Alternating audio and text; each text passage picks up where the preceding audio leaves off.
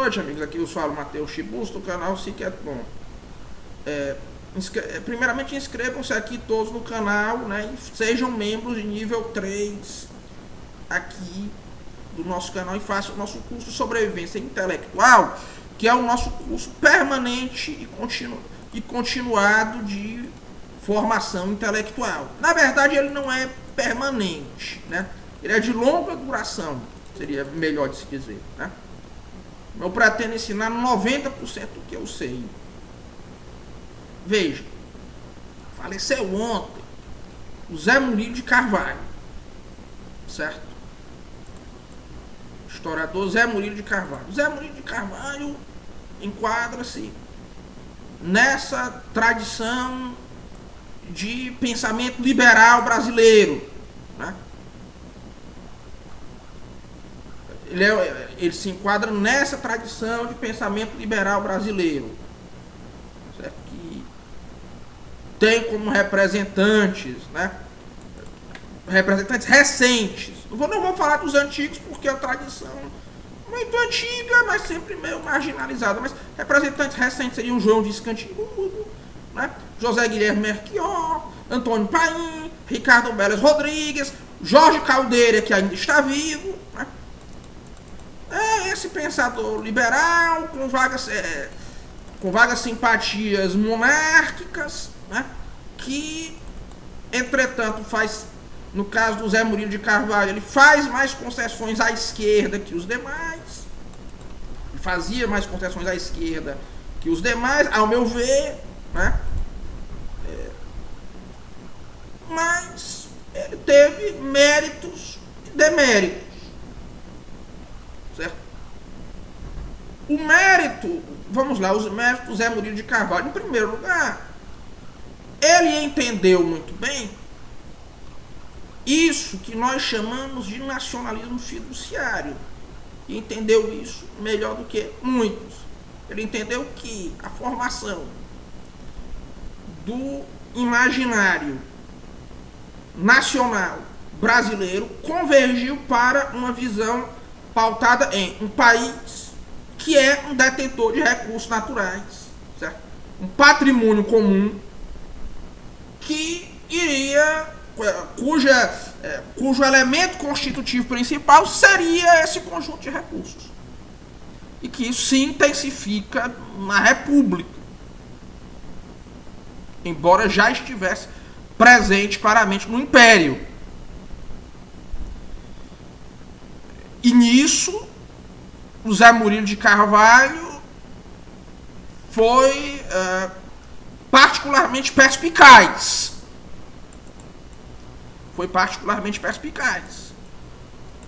E ele também foi particularmente perspicaz em perceber que esse projeto foi a causa de muitos problemas no Brasil. Nisso ele também foi muito perspicaz, certo? E ao contrário de outros intelectuais, certo?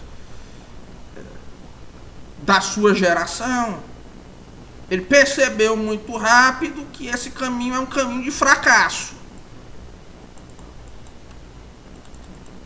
E que, na verdade, essa história de Brasil, país do futuro, é algo que foi sepultado em grande parte pelas consequências desse projeto patrimonialista fiduciário e burocrático.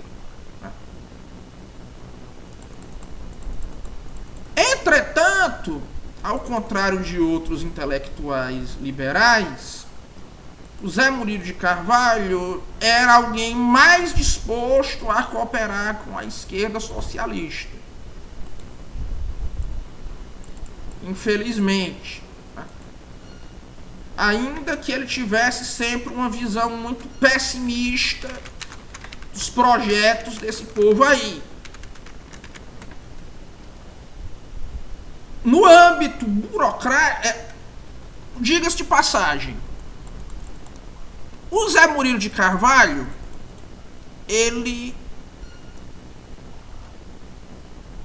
estava ciente até certo ponto de que a real fundamentação do nacionalismo brasileiro deveria ser a história sacra do Brasil. Em muitos momentos ele não consegue impedir isso aí de escapar. Certo? Agora, o Zé Murilo de Carvalho, ao mesmo tempo, era uma figura que tinha tendências fortemente anticatólicas. Por exemplo, ele foi um dos sujeitos que meio que fez perpetuar essa besteira que o Joaquim Nabuco, que é o herói dele, colocou em circulação, de que a Igreja Católica não tinha feito nada contra a escravidão no Brasil. Aí ele faz lá uma analogia, né, entre a igreja, por exemplo, entre a Igreja Católica e os Quakers nos Estados Unidos. Só que aí você tem um problema, que é o seguinte: os Quakers não são representativos do protestantismo americano. E em grande parte nos estados protestantes, dos estados mais protestantes dos Estados Unidos, que são os estados do sul, você não teve praticamente nenhum movimento de alforria de escravos ou libertação de escravos. E foram exatamente os estados mais tocados pelo grande avivamento, os estados do sul dos Estados Unidos.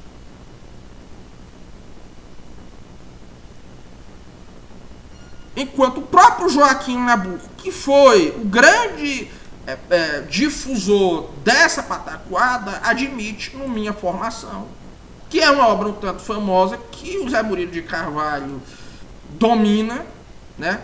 Ele leu, é claro, certo?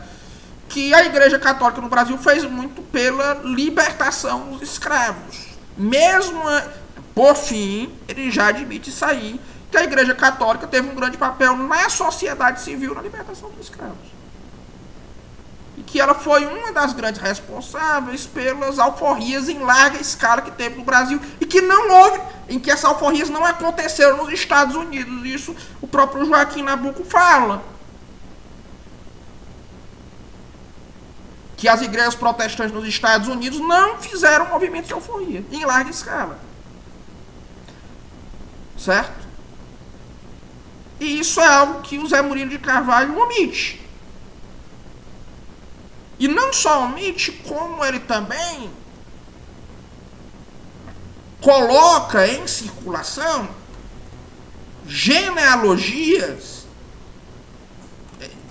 da época do Iluminismo, legendas negras extremamente vagabundas quanto à origem do racismo e à origem da escravidão, querendo atrelar isso aí a uma suposta tradição intelectual católica que ele mesmo parece não entender, até admite não entender de jeito nenhum, que se baseia, e ele admite que se baseia em grande parte em fontes ou do iluminismo francês ou da história positivista das religiões, que são fontes muito obsoletas, certo? Da legenda negra. E isso é um tanto indesculpável, porque o Zé Murilo de Carvalho estudou em Stanford, e mais especificamente a formação dele é em ciência política, e ele estudou isso em Stanford exatamente em uma época em que estavam lá, onde havia lá influências, certo?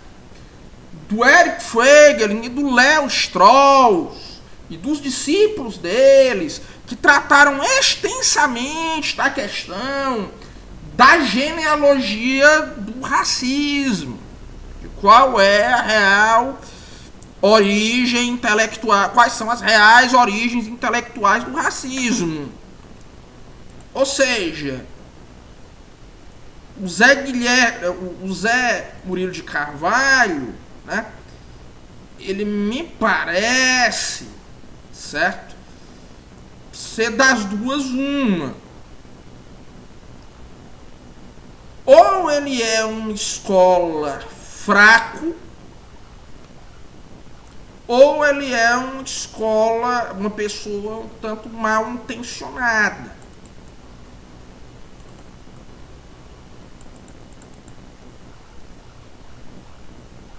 Eu tenderia...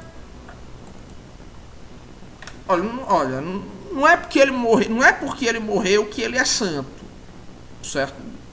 Eu tenderia a pensar os que tem isso aí, aquela mediocridade do escola brasileiro, mas que tem também, nesse caso, uma má intenção.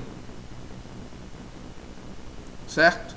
Porque, assim, eu sei que ele morreu, mas falou da minha religião, eu vou ter que falar mal. Tô nem aí. Né? Tô nem aí. Mas assim, agora, resguardar tudo isso, aliás, os weberianos, esses intelectuais weberianos brasileiros, certo? Seja os de direita ou os de esquerda, né? Eles fazem uma coisa que é uma sacanagem muito grande, porque eles querem dizer que todos os problemas quase do brasileiro, inclusive ao nível de forma-mentes, são provenientes do catolicismo. E eles fazem isso sem nem entender direito a produção intelectual do catolicismo, que nenhum desses aí tem conhecimento do assunto, o que é estranho, porque quase todos eles são de formação clerical, são ex-seminaristas, inclusive o Zé Murilo de Carvalho era, também, diga-se de passagem, quanto também não tem nenhum estudo sério da psicologia coletiva do brasileiro.